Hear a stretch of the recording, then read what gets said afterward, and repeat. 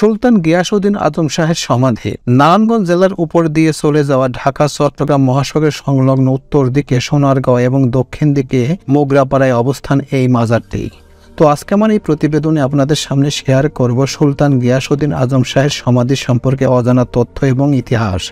তো মূল প্রতিবেদনটি শুরু করার আগে সবার প্রতি রিকোয়েস্ট থাকবে, যারা এখন পর্যন্ত আমার এই চ্যানেলটি সাবস্ক্রাইব করেন তারা দ্রুত আমার এই চ্যানেলটি সাবস্ক্রাইব করে রাখবেন এবং পাশের বেল বাটনটি অন করে রাখবেন, যাতে এরকম নতুন নতুন তথ্য খুব দ্রুত আপনার কাছে চলে যায়। তো চলুন মূল প্রতিবেদনে চলে যাওয়া যাক।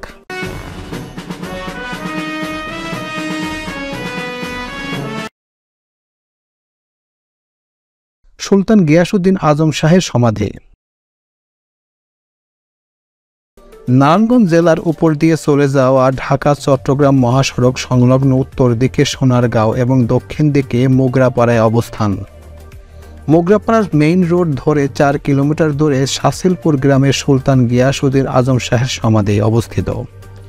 কালো পাথরের তৈরি সমাধিটি 3 মিটার লম্বা ও 1.50 মিটার চওড়া এবং 90 সেন্টিমিটার উঁচু।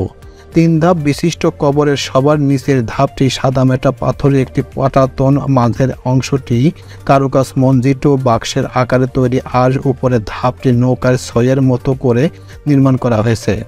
মাঝের ধাপের কারুকাজগুলো এক ছড়ি খোপে আবদ্ধ এবং প্রতিটি খোপে এক একটি করে ভাঁজযুক্ত খিলান রয়েছে।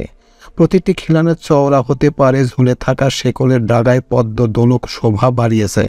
এছাড়া মূল সমাধির কার্নিশে সূক্ষ্ম কারুকাজ মণ্ডিত অঙ্কুশ এবং 2 পাশে 3টি করে 3 খাঁজ বিশিষ্ট খিলান সম্বলিত এবং শিকল ঝুলন্ত ঘণ্টার নকশা দেখতে পাওয়া যায়, যা আমাদের দেশে প্রাপ্ত এক বিরল স্থাপত্য নিদর্শনগুলোর অন্যতম। ইতিহাস থেকে জানা যায় 1389 সালে গিয়াসউদ্দিন আজম শাহ পিতার বিরুদ্ধে বিদ্রোহ করে সিংহাসন লাভ করেন। তার রাজত্বকালে অত্র অঞ্চলে শিক্ষা, দীক্ষা, সাহিত্য, চারুকলা, জ্ঞান, বিজ্ঞানের সর্বোচ্চ উন্নতি সাধিত হয়।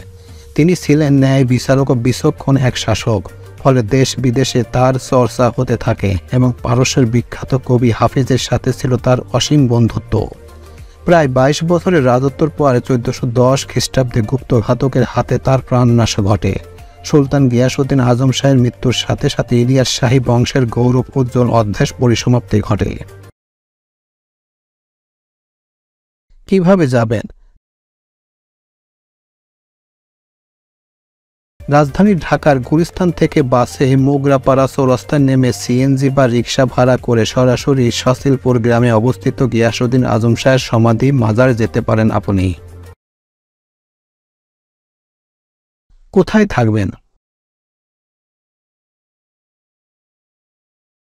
ঢাকার কাছে অবস্থানের কারণে গিয়াসউদ্দিন আজম শাহের সমাধি দেখে সন্ধ্যার মধ্যে ফিরে আসা যায়।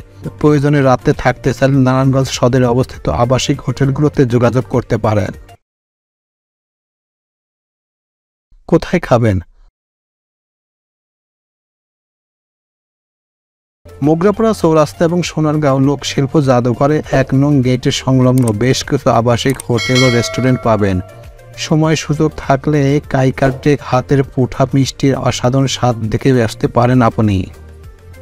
তো এই ছিল মোটামুটি আমাদের আজকের প্রতিবেদন। উপরোক্ত প্রতিবেদন থেকে আমার একটা জিনিসই বুঝলাম যে সুলতান গিয়াসউদ্দিন আজম শাহের মৃত্যুর সাথে সাথে শাহী বংশ তথা গৌরবোজ্জ্বল অধ্যায় পরিসমাপ্তি ঘটে, কিন্তু তিনি 1410 খ্রিস্টাব্দে গুপ্তঘাতকের হাতেই তার প্রাণনাশ ঘটে।